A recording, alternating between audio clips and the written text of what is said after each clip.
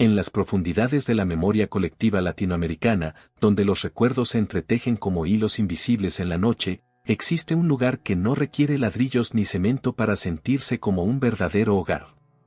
Es un patio improvisado, con puertas desgastadas y números pintados a mano, donde el eco de risas lejanas se mezcla con el aroma sutil de comidas sencillas y el sonido de pasos arrastrados sobre concreto viejo. En el centro de esa imagen eterna, siempre aparece una silueta delgada, marcada por el sol y el tiempo, con un bigote indomable que parece tener voluntad propia y un gorro celeste que ha desafiado décadas enteras sin perder su forma ni su significado. Ese hombre es don Ramón, el inquilino perpetuo del apartamento 72, el que siempre debe 14 meses de renta, el padre improvisado que protege con gruñidos que esconden una ternura inmensa, el trabajador de 1000 oficios que nunca se avergüenza de ninguno.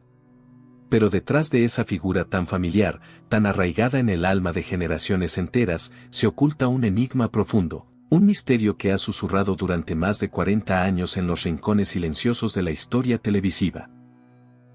¿Dónde terminaba exactamente el personaje que nos hizo reír en los días más grises? ¿Y dónde comenzaba el hombre real, con sus sombras, sus elecciones inexplicables y sus secretos guardados? Esta no es solo la historia de un comediante legendario. Es la crónica de un ser humano que eligió caminar por senderos que pocos entenderían, que rechazó deliberadamente lo que el mundo considera éxito para abrazar una existencia de humildad radical, de libertad absoluta y de una dignidad que no admitía negociaciones. Ramón Valdés no interpretó la pobreza en la pantalla, la vivió como una elección consciente mientras otros a su alrededor construían imperios. Cuando el programa que lo inmortalizó generaba ríos de dinero, cuando sus compañeros compraban propiedades lujosas, autos blindados y se rodeaban de un aura de poder, Ramón regresaba cada noche a una casa sencilla en una colonia popular, a una mesa ruidosa llena de hijos, a una vida donde el dinero nunca fue el protagonista ni el invitado de honor. ¿Por qué un hombre que tuvo el mundo a sus pies decidió no agacharse a recogerlo? ¿Qué sombras lo acompañaron en esa decisión? ¿Qué precio pagó por ser tan fiel a sí mismo? Esta es la historia de su verdadero hogar, un hogar hecho de lealtades inquebrantables, de generosidad sin límites, de adicciones silenciosas y de un final que, aunque envuelto en tristeza, deja una enseñanza eterna. La verdadera riqueza no se mide por lo que acumulas, sino por lo que dejas en los corazones de quienes te conocen. Para desentrañar este velo de misterio, debemos retroceder hasta los orígenes, hasta un tiempo en que el destino parecía haberle preparado un camino de oro que Ramón, con una determinación casi obstinada, decidió ignorar. Ramón Gómez Valdés de Castillo nació el 2 de septiembre de 1923 en la Ciudad de México, en medio del bullicio de una capital que ya vibraba con sueños de grandeza. Sin embargo, su infancia y juventud transcurrieron principalmente en la caliente y polvorienta ciudad Juárez, bajo un sol implacable que curtía la piel y forjaba caracteres fuertes. Era hijo de Rafael Gómez Valdés, un agente de aduanas de carácter recto, y de Guadalupe Castillo, una mujer de presencia firme. Pero lo que realmente marcó su destino no fueron sus padres, sino la constelación de hermanos que lo rodeaban, una dinastía que ya era leyenda en el mundo del espectáculo mexicano. Sus hermanos mayores eran nada menos que Germán Valdés, el inmortal Tintán, el pachuco de oro que revolucionó el cine mexicano con su estilo único, su voz inconfundible y una vida de excesos que incluía autos descapotables de lujo, yates en Acapulco y fiestas que duraban días enteros. Luego estaba Manuel, conocido como el Loco Valdés, un torbellino de energía excéntrica que dominaba la televisión y los escenarios con su humor desbordado. Y también Antonio, el Ratón Valdés, otro talento indiscutible en esa familia de gigantes. En medio de esos titanes del entretenimiento, Ramón era simplemente Moncho, el menor, el más callado, el que observaba desde la sombra sin buscar nunca el centro del reflector. El apellido Valdés era una llave maestra que abría cualquier puerta en el mundo del espectáculo. Ramón podría haber pedido favores, roles principales, contratos jugosos. Podría haber vivido a la sombra protectora de Tintán, disfrutando de una fama fácil y un confort garantizado. Pero desde muy joven mostró una característica que lo diferenciaba profundamente de sus hermanos, una alergia casi patológica a la pretensión, al lujo vacío y al dinero como fin en sí mismo. Mientras Tintán gastaba fortunas en trajes de seda, mujeres y noches interminables de glamour, Ramón prefería las calles reales, las partidas largas de dominó con mecánicos y obreros, los cigarros baratos compartidos en la banqueta y las cervezas frías en cantinas de barrio donde nadie lo trataba como estrella. No era una pose rebelde ni una imagen construida para llamar la atención. Era su esencia más pura. Ramón se sentía profundamente incómodo con los trajes elegantes. Decía que le picaban, que lo asfixiaban. En cambio, se sentía rey absoluto con una camiseta de algodón vieja, unos pantalones de mezclilla que le quedaban un poco cortos y unos zapatos tenis desgastados que arrastraba con naturalidad. Esa forma de ser le trajo consecuencias, por supuesto.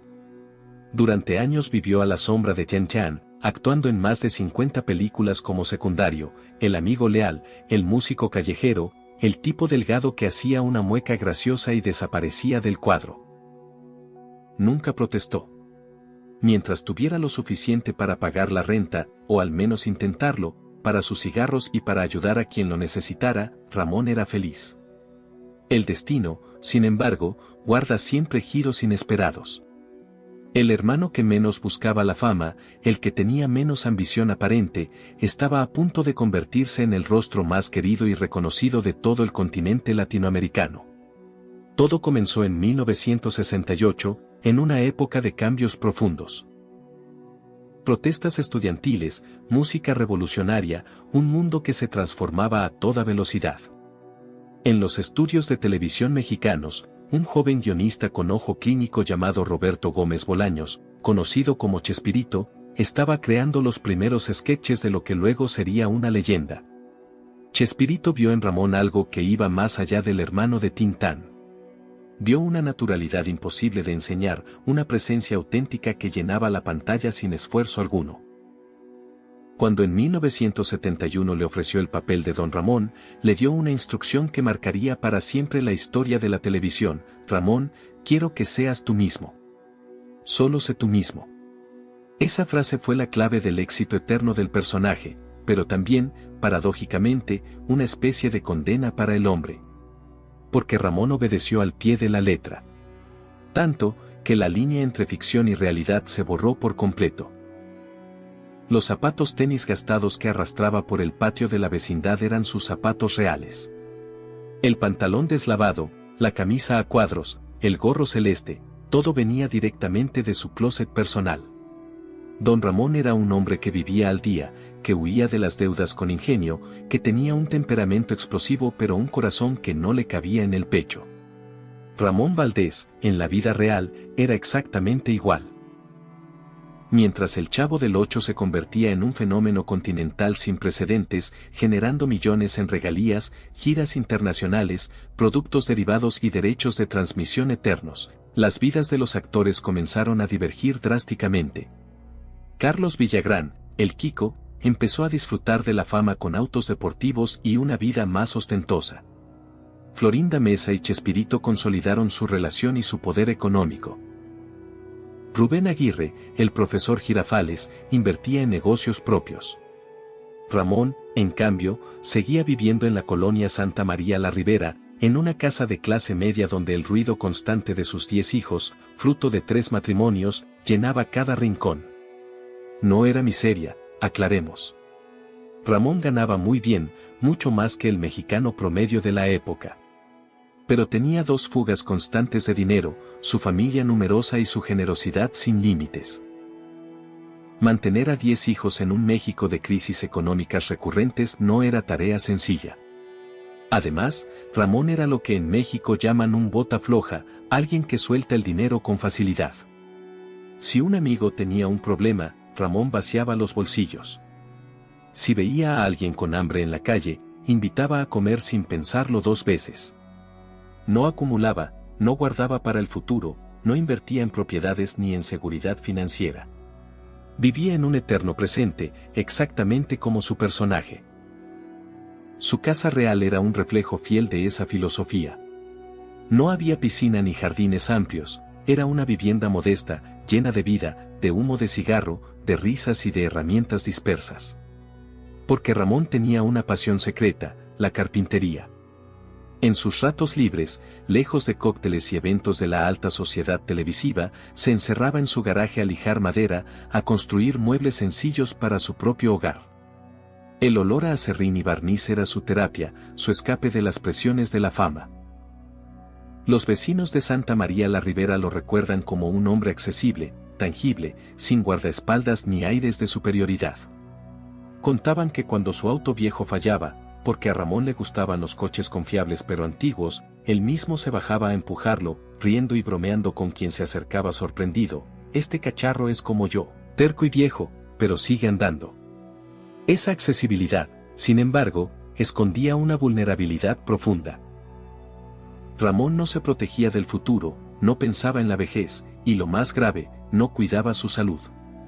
El tabaco era su compañero inseparable, un hábito brutal que lo acompañaba en cada momento del día. Fumaba en el set, en los cortes entre escenas, en casa, en la cama, incluso mientras comía. Sus compañeros recordaban que antes de entrar a grabar, Ramón daba la última calada a su cigarro y lo escondía detrás de la escenografía, actuando con el humo aún saliendo de su boca. Ese humo que le daba su voz ronca tan característica, ese encanto bohemio, se estaba convirtiendo lentamente en un monstruo que lo devoraría desde adentro. Antes de que la tragedia física golpeara, Ramón tuvo que enfrentar otra herida profunda, la destrucción lenta de su familia televisiva. A finales de los años 70, el ambiente en el set cambió radicalmente. La relación entre Chespirito y Florinda Mesa pasó de ser discreta a convertirse en el eje de poder del programa. Florinda, con una personalidad fuerte y perfeccionista, comenzó a tomar control más allá de su rol como actriz: dirigía, corregía, imponía. Para alguien como Ramón, que funcionaba con improvisación, libertad creativa y respeto mutuo, aquello fue veneno puro. Él admiraba profundamente a Chespirito, lo consideraba un genio absoluto, pero no estaba dispuesto a someterse a caprichos ajenos. Las tensiones se acumularon, gritos en privado, silencios incómodos, miradas que cortaban como cuchillos. La vecindad, que en pantalla era un lugar de armonía cómica, se convirtió detrás de cámaras en un campo minado de egos. Carlos Villagrán fue el primero en romper, se fue en medio de disputas por derechos y reconocimiento.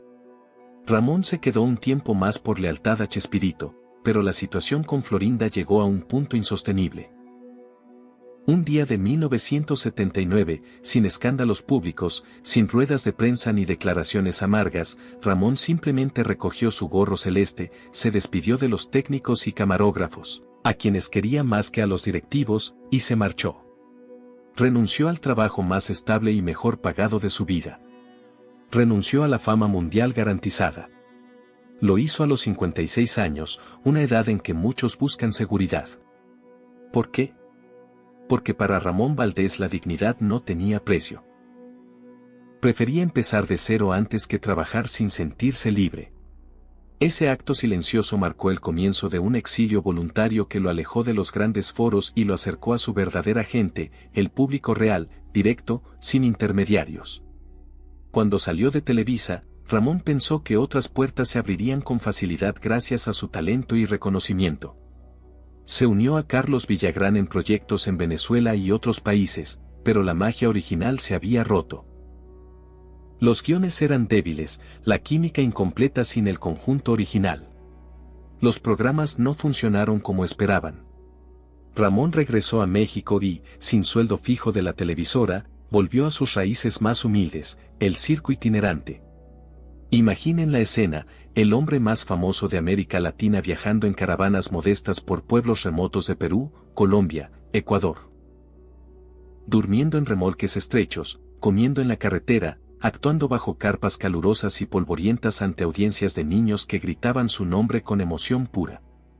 Para muchos, aquello parecía una caída estrepitosa, una degradación. Para Ramón era vida auténtica. Le encantaba el contacto directo, los abrazos espontáneos de los pequeños, la ausencia de órdenes externas. En el circo, él era dueño de su espectáculo. No había nadie diciéndole cómo mover las manos o qué expresión poner. Pero el cuerpo, traicionado por décadas de excesos, empezó a pasar factura. Las giras agotadoras, combinadas con el consumo constante de tabaco, 2 o 3 cajetillas diarias durante años, minaron su resistencia. A principios de los 80, comenzó a sentir dolores persistentes en el estómago. Los ignoraba con su humor habitual: es solo gastritis, nada que un antiácido no cure. Encendía otro cigarro y seguía adelante. Mientras hacía reír a miles en cada función, por dentro una amenaza crecía en silencio. En 1985, México sufrió uno de los terremotos más devastadores de su historia. En el cuerpo de Ramón Valdés ocurrió otro sismo silencioso. El dolor se volvió insoportable y finalmente acudió al hospital. Los médicos esperaban encontrar una úlcera o gastritis severa. Lo que hallaron fue un tumor maligno que había tomado control de su estómago. Cáncer avanzado, directamente ligado a décadas de tabaquismo ininterrumpido. Ramón fumaba de una forma casi legendaria, usaba la colilla del cigarro anterior para encender el siguiente, fumaba en la ducha, en la cama, en todo momento. Los cirujanos actuaron con urgencia, reduciendo su estómago a una tercera parte. La operación fue brutal, pero Ramón era de otra madera. Apenas despertó de la anestesia, con la voz nasal por los tubos y el cuerpo lleno de puntos, miró a su esposa y le guiñó un ojo: no te preocupes, vieja. Yerba mala nunca muere. Los médicos fueron claros: debía dejar el tabaco de inmediato o el cáncer regresaría. Ramón asintió, salió del hospital y encendió un cigarro en la puerta. No por irresponsabilidad pura, sino por una filosofía profunda. Para él, vivir con miedo constante, renunciar a sus placeres simples, no era vivir. Prefirió calidad sobre cantidad, libertad sobre longevidad. El cáncer no perdona la valentía. Meses después regresó con furia, haciendo metástasis en la columna vertebral. El dolor era indescriptible, los huesos que sostienen el cuerpo siendo devorados lentamente. Cualquier otro se habría rendido. Ramón tenía una familia que mantener y ninguna reserva financiera. Siguió trabajando. En 1987, ya muy debilitado, aceptó volver a la televisión junto a su gran amigo Carlos Villagrán en un programa llamado ¿A qué Kiko? Se le veía visiblemente cambiado, más delgado, piel grisácea, movimientos lentos. Pero su carisma permanecía intacto. Una de las últimas escenas que grabó tiene un tinte casi sobrenatural, como una premonición macabra. En el sketch, Kiko reta a don Ramón a entrar de noche a un cementerio para probar valentía. Ramón acepta, camina entre lápidas falsas bajo luces tenues, con expresión de miedo cómico. La cámara lo sigue hasta una reja que se cierra detrás de él mientras desaparece en la niebla artificial. Esa fue la última imagen grabada de Ramón Valdés actuando. Semanas después, la realidad imitó la ficción, ya no pudo levantarse de la cama. En el Hospital Santa Elena, en una habitación privada de luz tenue y olor a antiséptico, yacía un hombre que apenas pesaba 40 kilos. El bigote seguía allí, pero el rostro estaba consumido, los brazos delgados como ramas secas. La morfina era su única compañía constante contra el dolor en la columna. Familiares lo rodeaban, hijos, nietos, hermanos. La dinastía Valdés estaba presente. Pero hubo ausencias que dolieron como puñales. Algunos miembros clave de la vieja vecindad no aparecieron. El teléfono no sonó con la voz de Chespirito. No llegaron flores ni visitas de Florinda Mesa, ni de Rubén Aguirre, ni de María Antonieta de las Nieves, aunque ella luego explicaría que estaba de gira en Perú y no supo la gravedad a tiempo. La ausencia de Chespirito fue especialmente dolorosa y sigue siendo una herida abierta. Años después, Roberto admitiría en entrevistas que le pesaba no haber ido, que estaba ocupado grabando, que no quería recordar a su amigo en ese estado. Pero para la familia y los fans, sonaba a excusa. El creador del universo que Ramón ayudó a construir no estuvo allí para tomar su mano. Ramón nunca se quejó, nunca preguntó por los ausentes. Entendía la naturaleza humana mejor que nadie: la fama cambia a las personas, los rencores perduran, el ego es más difícil de curar que el cáncer. Pero no estuvo solo. La lealtad verdadera se hizo presente. Carlos Villagrán, al enterarse desde el extranjero, canceló todo y tomó el primer vuelo. Llegó temblando, temiendo no reconocer a su amigo. Entró a la habitación, vio las máquinas, el cuerpo frágil. Lloró. Llamó Monchito en voz baja. Ramón abrió los ojos, brillaron un instante al reconocerlo. Con voz apenas audible, bromeó hasta el final: no llores, cachetón. Allá abajo te espero. Rieron juntos una última vez, una risa breve pero liberadora. Otra presencia constante fue Angelines Fernández, la bruja del 71. Su vínculo con Ramón era profundo y poco conocido. Él la había acogido décadas atrás cuando llegó a México como refugiada española, huyendo de la dictadura de Franco. Había sido guerrillera antifascista en su juventud. Ramón le consiguió trabajo, le dio una nueva patria. En el hospital, Angelines pasaba horas junto a la cama, leyendo, trayendo revistas o simplemente sentada en silencio. Cuando Ramón dio su último suspiro el 9 de agosto de 1988, ella se derrumbó en la funeraria. Aferrada al ataúd abierto, repetía entre sollozos: mi Roro. Mi Roro, te fuiste. Nunca se recuperó del todo. Años después, el mismo hábito del tabaco la llevó por idéntico camino: cáncer pulmonar. Hoy sus tumbas están cerca en el mismo cementerio, como si el destino quisiera mantener su eterna persecución. El funeral fue austero, como toda su vida. Sin transmisión en vivo ni discursos oficiales. Quienes llenaron el panteón de los mausoleos del Ángel fueron personas comunes. Albañiles que dejaron la obra, niños que escaparon de la escuela, abuelas con rebozo. El pueblo lo despidió. Las ausencias notables pesaron como losas.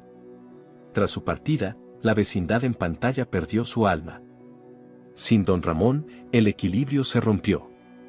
El señor Barriga perdió propósito, doña Florinda su contraparte, el chavo quedó realmente huérfano. Los Redens quedaron. Chespirito intentó reemplazos, pero nada funcionó. Años después admitiría con voz quebrada: Ramón era la sal y la pimienta del programa. Lo extrañé siempre. Hoy, décadas después, don Ramón está más vivo que nunca. En México, jóvenes que no lo vieron en vida. Porque don Ramón somos nosotros. Representa al latinoamericano real, el que lucha contra el sistema sin rendirse, el padre imperfecto pero protector, el que debe servicios pero nunca pierde dignidad, el que tiene 1000 oficios y ríe de su propia desgracia. Nos enseñó que no hace falta ser rico ni poderoso para ser eterno, basta con ser auténtico. Cuando la vida te golpee, cuando debas la renta o el mundo parezca injusto, recuerda esa silueta delgada con gorro celeste que nunca se inclinó ante nadie. Sonríe, como él lo hubiera hecho, y sigue adelante. Con permisito, dijo Monchito.